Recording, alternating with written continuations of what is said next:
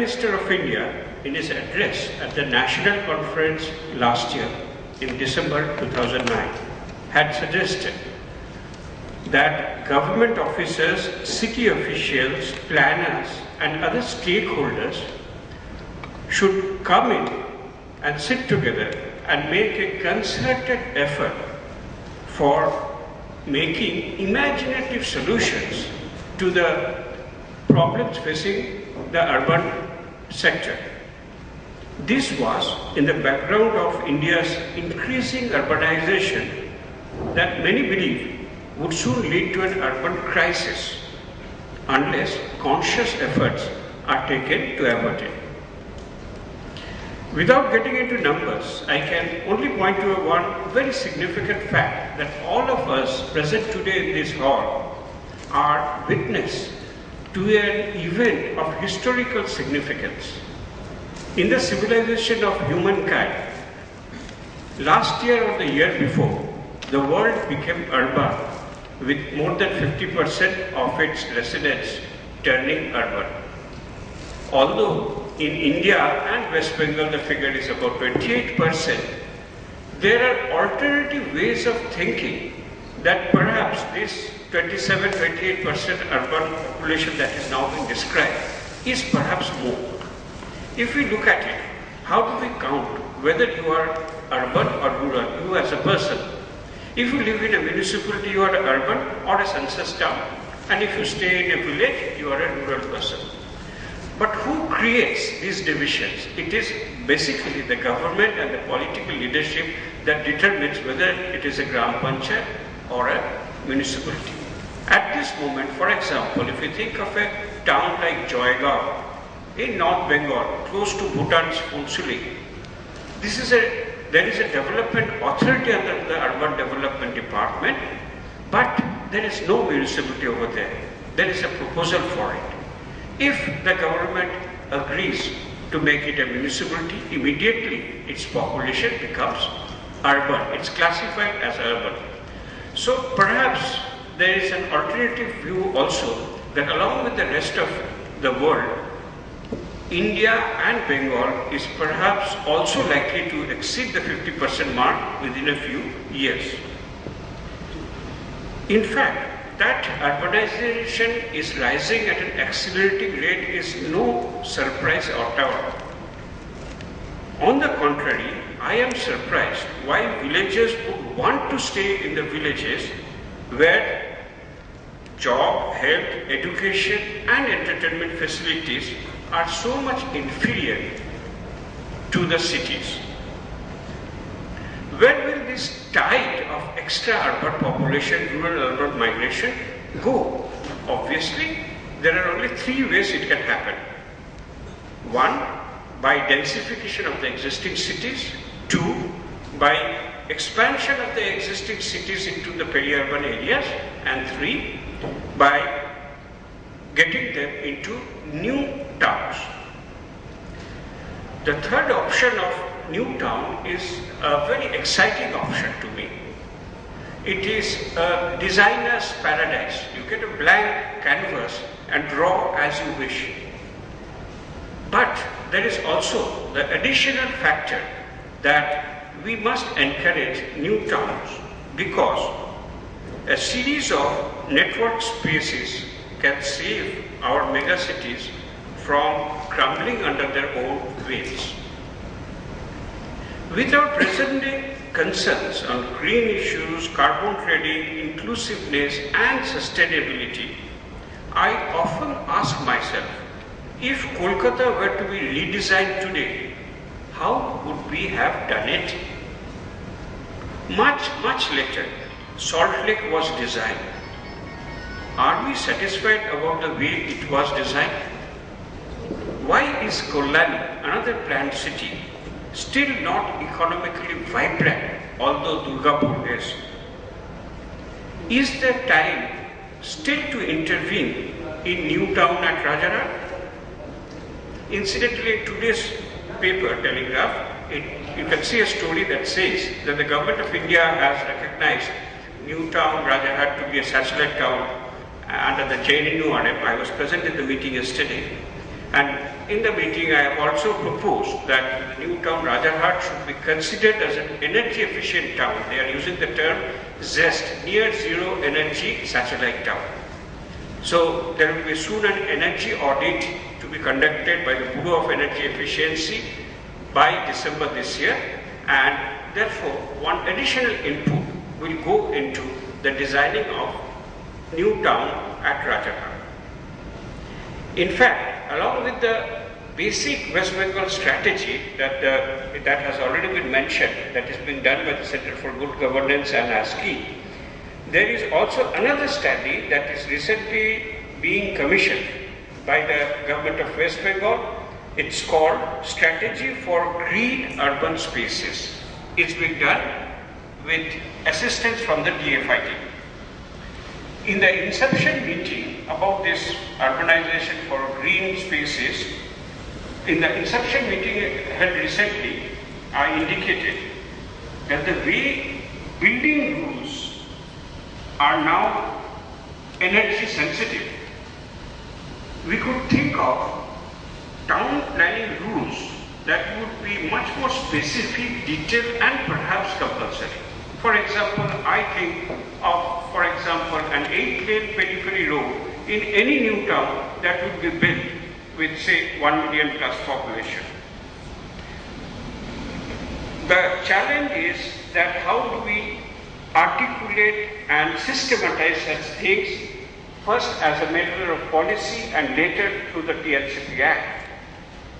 And even in the West Bengal concept, when we talk of these new concepts and new designs and these new parameters, it is not as if we are totally talking in the abstract sense. For example, there is a very big project that is being thought of in the Raniganj area. There are coal mines, there is subsidence, and already in collaboration with the Government of India, about 2,500 acres of land has been identified where subsidence-prone villages will be shifted. So here is an area which is being done by the ADD, Asansol Durgapur Development Authority, with 2,500 acres of blank land where you are going to put in people. My point is, in doing so, we must learn from our past mistakes, we can look forward, and we can take cue from the present concerns that is facing the earth today. We are also thinking of, for example, in Joyga, of which I mentioned a little while ago, that there is a Phuntsholing is across the border and Joygaon is in this side, totally unplanned, congested, but economically vibrant. How can we design a new Joygaon just beside that, and what should be the considerations in building up this city? In fact, we must also consider when we design new towns whether we should give a specialty tag, an anchor function to any new town that is going to be developed. In fact, the McKinsey report on urban scene in India has conclusively shown that specialized towns, for example, the industrial town of Durgapur, have done better economically compared to other towns. So, perhaps, is there a case that Bardhaman can be treated or developed as a health city?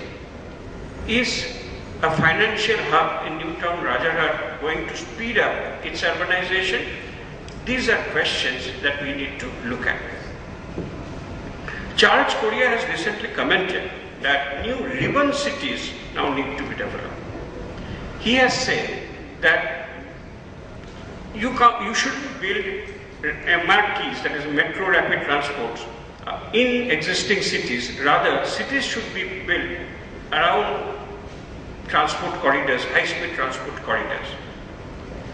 Matrix zones like in Salt Lake are unfriendly for rapid transport systems. Michel de Certeau puts it beautifully, and I quote, "There is always a clash between the impersonal cartographic gaze of administrators who envision the city as architecture and the outward gaze of the pedestrian," unquote. Damayanti Datta says that the clash is nowhere more apparent than in the idea of walkability. And that, though a key question asked by anyone in a new neighborhood is, where can I walk to from here? Walking is almost entirely neglected by urban planners in India. I, on my part, can talk about the recent policy decisions being taken in respect of Salt Lake, where the whole township is divided into non-residential and residential zones, while everybody who stays in a home or a place looks for a neighborhood grocery, a neighborhood Xerox machine, a neighborhood PCO. But frankly, the rules do not allow, because this is residential silo and this is non-residential silo. At the present, the government is in the process of breaking this barrier. Question, do we need to have these barriers in the first place?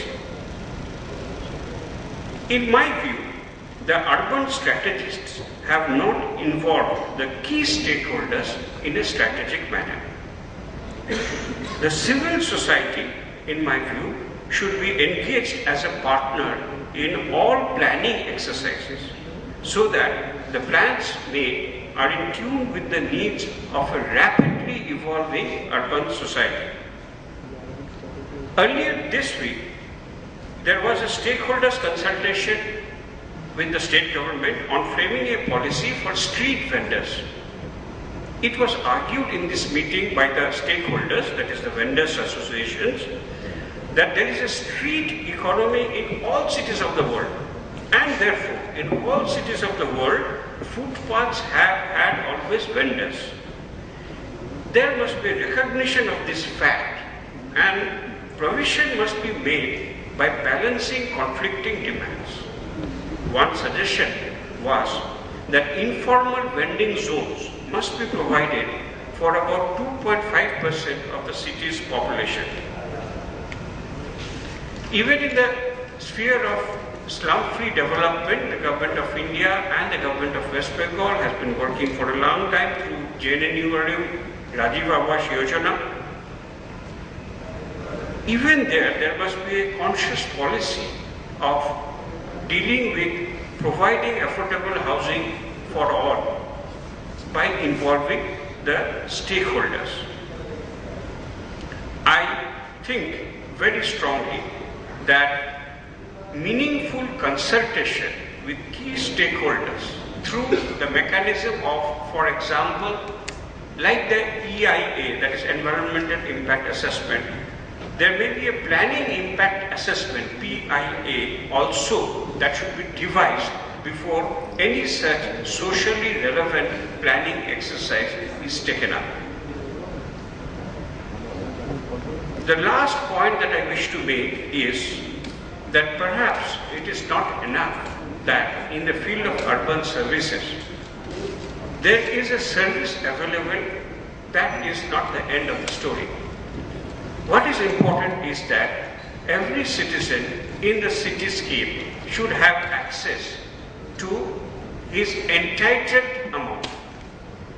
The Government of India has recently published, it is also available on the website, that there are certain service level benchmarks. For example, every city dweller should have 135 LPCD, that there should be 24/7 water for all, that solid waste management should be dealt with in a segregated manner, in a scientific manner, and there are a host of other indicators. Therefore, I would say that keeping these indicators in view, the whole township, the whole service delivery mechanism needs to be reoriented. And it should lead to a shelf of bankable projects where even the private sector can come in and participate. In a report called Urban Infrastructure through PPP that I submitted to the Government of India this week, I have highlighted this issue, and I have recommended that the interests of the poor must also be kept in view by providing output-based subsidies wherever necessary. I will conclude by saying